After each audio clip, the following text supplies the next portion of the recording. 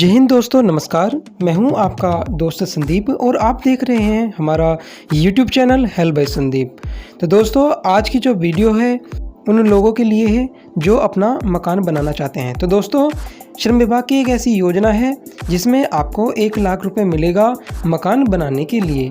तो दोस्तों, आज हम इसी टॉपिक पर चर्चा करेंगे। तो दोस्तों, वीडियो को स्टार्ट करने से पहले मेरी आपसे एक छोटी सी रिक्वेस्ट है कि आपने अगर अभी तक हमारे चैनल को सब्सक्राइब नहीं किया है तो प्लीज़ कर लीजिए और बेल आइकन प्रेस कर लीजिए ताकि आने वाली वीडियो का जो नोटिफिकेशन है आपको जल्दी मिलता रहे। तो दोस्तों, चलिए स्टार्ट करते हैं अपनी इस वीडियो को। तो दोस्तों, ये जो साइट है UPBOCW की है। तो चलिए बिना देरी किए पहले पात्रता के बारे में बात करेंगे। तो दोस्तों, सबसे पहले जो श्रमिक हैं उनको पंजीकृत होना चाहिए श्रम विभाग में। फर्स्ट बात ये है। उसके बाद श्रमिक अथवा उसके परिवार के पास कच्चा मकान होना चाहिए, पक्का मकान नहीं होना चाहिए और मकान बनाने के लिए कुछ ना कुछ भूमि भी होना चाहिए। तीसरा नंबर है कि आवेदक अथवा उसके परिवार के किसी भी सदस्य को केंद्र या राज्य सरकार की तरफ से मकान बनाने के लिए कोई भी लाभ ना मिला हो। ठीक है, अगर आपको लाभ मिल चुका है तब इस योजना का आवेदन आप ना करें। उसके बाद दोस्तों, इसमें जो पंजीकृत श्रमिक है उनका जो आवेदन उन्होंने किया है तो आवेदन तभी होगा जब आपका जो कार्ड है, पंजीयन कार्ड 5 साल पुराना हो। यानी कि आपका जो कार्ड है 5 साल पुराना होना चाहिए और अधिकतम आयु 55 वर्ष होनी चाहिए।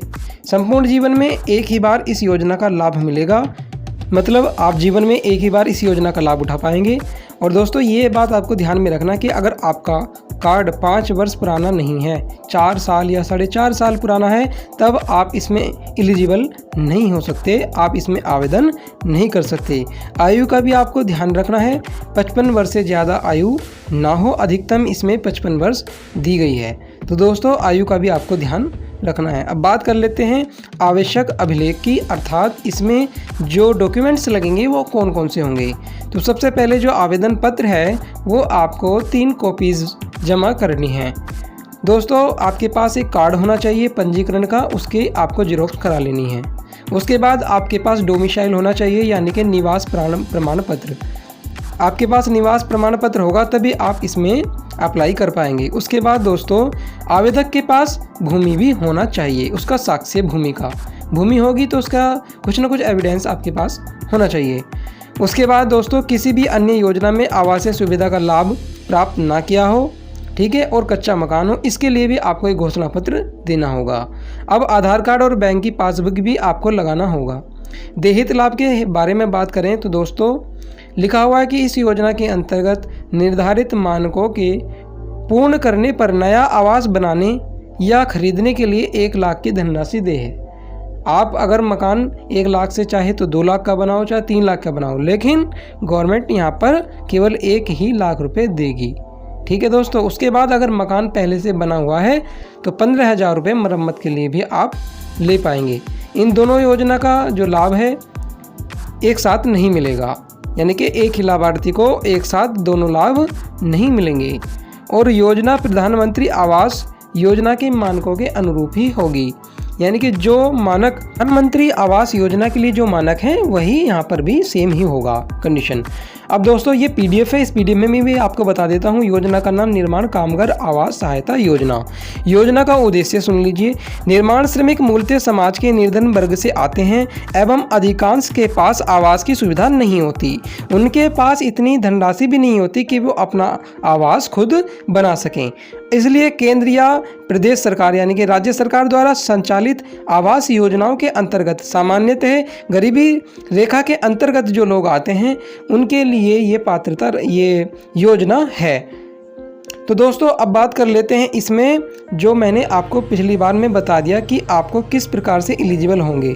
वो यहाँ पर भी क्राइटेरिया दिया हुआ है कि अंशदान आपको लगातार जमा करना है 5 साल तक, और 5 साल के बाद जब आपका ये कार्ड एक्टिव हो जाएगा इस योजना के लिए तभी आप इसको आवेदन कर पाएंगे। ये आपको ध्यान में रखना है। और जो आपकी भूमि है न्यूनतम 20 वर्ग मीटर की भूमि होनी चाहिए, ये भी आपको ध्यान में रखना है।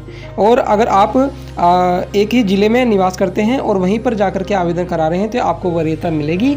और यह जो आवेदन है दोस्तों, आप अपने ग्राम विकास अधिकारी को या विकास खंड अधिकारी यानी कि BDO को ये आप जमा करा सकते हैं। या फिर उसके बाद में दोस्तों अगर आप चाहते हैं तो आप अपने नायब तहसीलदार को भी जमा करा सकते हैं।